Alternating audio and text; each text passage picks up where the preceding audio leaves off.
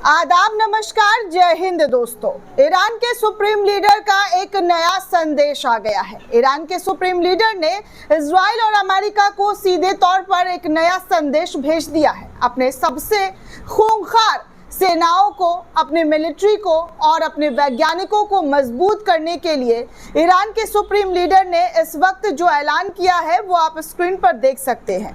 दरअसल दोस्तों, middle east से आई एक खबर बता रही है कि कैसे ईरान के सुप्रीम लीडर जो है इमाम आयतुल्ला अली खamenei, उनके ज़रिए अपने सैन्य और वैज्ञानिकों को और भी तेज़ी से ताकत देने की पूरी तरीके से जो शक्ति है वो ईरान के मिलिट्री को झोंक दी गई है। एक नई तरीके से, एक नई ऊर्जा के साथ जो है ईरान अपने मिलिट्री को मजबूत कर रहा है। खामेनी की सेना तैयार हो रही है और खामेनी ने कहा है कि आगे भी वो अगर किसी भी मुल्क के साथ कोई जंग होता है तो उसको कड़ाई के साथ जवाब देंगे। ईरान अब किसी भी मोर्चे पर कमज़ोर साबित नहीं होगा।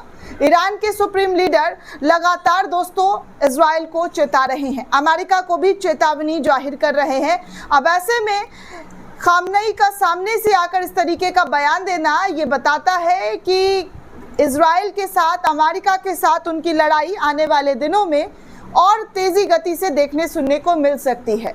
हालांकि सीज फायर चल रही है, लेकिन सीज फायर कब तक चलेगी ये नहीं पता, क्योंकि कब टूट जाए ये दोनों देशों पर डिपेंड करता है।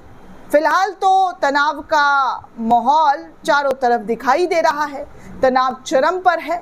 लेकिन दूसरी एक और रिपोर्ट दोस्तों ईरान की तरफ से आई है। इजराइल के शीर्ष कमांडरों को ईरान ने किस तरीके से ख़त्म किया है, उनके कई ठिकानों को, उनके सुरक्षा केंद्रों को, वो अभी आपको इस रिपोर्ट में बताने वाली हूँ। क्योंकि धीरे धीरे करके इजराइल पर जो चोट पड़ी है उसकी एक एक जानकारी सामने आ रही है। अब दोस्तों खबर आ रही है प्रेस टीवी के हवाले से और इसमें बताया जा रहा है कि ईरान ने इजराइल के सैन्य और सुरक्षा केंद्रों को पूरी तरीके से नष्ट कर दिया है। ये ईरान के शीर्ष कमांडर का बयान है।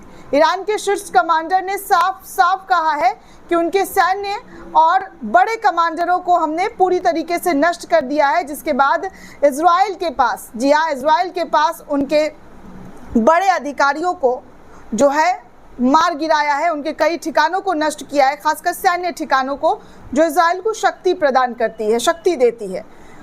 वहीं आगे इस रिपोर्ट में यह भी कहा गया है कि ईरान के सशस्त्र बलों के प्रवक्ता का ये बयान है कि पिछले कुछ महीने के युद्ध के दौरान ईरानी मिसाइल ने इजराइल पर कठोर, जी हाँ, कठोर कदम उठाए हैं, कठोर प्रहार किए हैं। और इजराइल की तरफ भेजी गई मिसाइल जो है ईरान की, वो उनके उन कब्जों वाली जगहों पर, सैन्य और सुरक्षा के केंद्रों पर ताबड़तोड़ अटैक करते हुए, निशाना बनाते हुए उसको ख़त्म कर दिया है।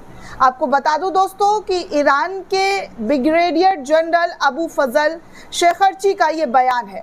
उन्होंने ये कहा है कि ऑपरेशन की पहली रात को कमान के पहली स्तर की शहादत के बावजूद इस्लामिक रेवोल्यूशन गार्ड्स कॉर्प्स ने एयर स्पेस बल से इस्लामी क्रांति के नेता आयतुल्ला अली सैयद खamenei के आदेश के अनुसार तेज़ी से उन तमाम जगहों पर हमला किया है जो खामेनी के ज़रिए कमांडर्स को आदेश दिया गया था।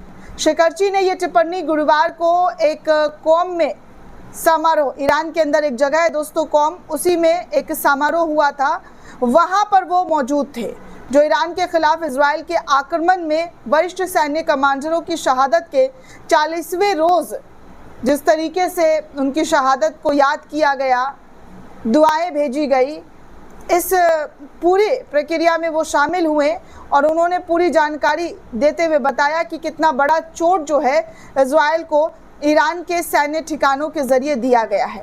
ईरान ने जिस तरीके से उनके सैन्य ठिकानों को ढूंढा और ढूंढते हुए उन पर ताबड़तोड़ अटैक किया। उन्होंने आगे कहा कि कब्जे वाले क्षेत्र तक पहुंचने वाले 1200 किलोमीटर के रास्ते में ईरान के मिसाइल और ड्रोन हमलों का मुकाबला करने के लिए अमेरिका, जर्मनी, यूनाइटेड किंगडम और फ्रांस द्वारा निर्मित सैकड़ों लड़ाकू विमान, रडार और वायु रक्षा प्रणाली तैनात की गई थी। लेकिन उन तमाम रक्षा प्रणालियों को हमने भेद कर अपने जो ठिकाने वाली जगह थी उसको हमने नष्ट किया है।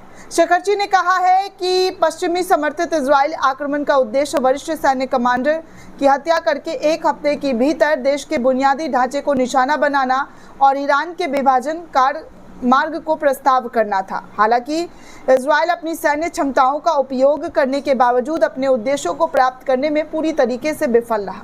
उन्होंने ये भी कहा है कि युद्ध के कई दिन बाद इजरायली शासन ने युद्ध के मैदान में बार बार हार के कारण अमेरिका से मदद मांगी, अमेरिका से गुहार लगाई कि किसी भी तरीके से उनको मदद दिया जाए, उनके साथ जो है आकर खड़ा हो जाए, उनको जो है शक्ति प्रदान की जाए। तो ये सारी चीज़ें जो है दोस्तों ईरान के जो सैन्य प्रवक्ता हैं उनके ज़रिए कही जा रही है। वहीं आगे एक और जानकारी दे दूं दोस्तों, यमन मिलिट्री के हवाले से खबर सामने आई है। यमनी मिलिट्री के हवाले से कुछ खबर साझा करते हुए बताया जा रहा है इस पेज से कि यमन के जो लड़ाके हैं कब्जे वाले इजराइल के क्षेत्र में अपने दुश्मनों को पूरी तरीके से, जी हाँ, 4 ही सैन्य अभियान यमन के जरिए चलाए गए, जहां पर फिलिस्तीन 2 हाइपरसोनिक मिसाइल से इजरायली ठिकानों को नष्ट किया है ड्रोन से, जिस ड्रोन का नाम है अल रशा इल्लत। ड्रोन से अस्कलोन शहर को दागा है। और तो और कहा जा रहा है कि ये तमाम जो अटैक यमनी सेनाओं के ज़रिए किया गया था, 2 जो इम्पॉर्टेंट सैन्य अभियान चलाया गया था यमनी सेनाओं के ज़रिए, उसमें उन्होंने सफलतापूर्ण हासिल जो है तमाम चीज़ें की है, जहां पर इजराइल को काफ़ी चोट पहुंचा है, जिसकी वजह से इजराइल को उभरने में काफ़ी महीना या यूं कहें कि सालों लग जाएगा, क्योंकि इजराइल से अभी तक तो उभर नहीं पा रहा है। लगातार उनके कई ठिकानों के नष्ट होने की खबर तो अब निकल कर सामने आ रही कि कितनी बड़ी तादाद में उनको चोट पहुंचाया गया है। तो ऐसे में इजराइल का यमन के ज़रिए अटैक करना, फिलिस्तीनी क्षेत्र पर जो कब्जा किया गया है उन कब्जे वाली जगहों पर इजरायली सैनिकों को निशाना बनाना, ये साफ तौर पर दर्शाता है कि आने वाला दिन और भी ज़्यादा भयावह और ख़तरनाक हो सकता है। दोस्तों, इस पूरे रिपोर्ट को लेकर आप क्या सोचते हैं, आपकी क्या प्रतिक्रिया हमें कमेंट करके ज़रूर बताइएगा। साथ ही साथ चैनल को ज़्यादा से ज़्यादा लाइक, शेयर और सब्सक्राइब करना बिल्कुल भी ना भूलें। शुक्रिया दोस्तों।